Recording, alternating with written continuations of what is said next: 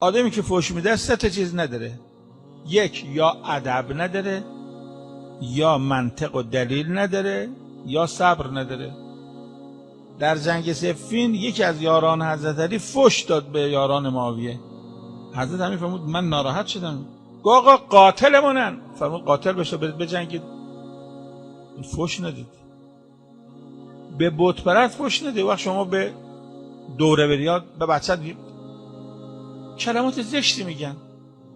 آقا بچه من بچت بشه، من زایدمش. خیلی خوب زایدش. میگه هر کسی زایدی باید فحشش داد.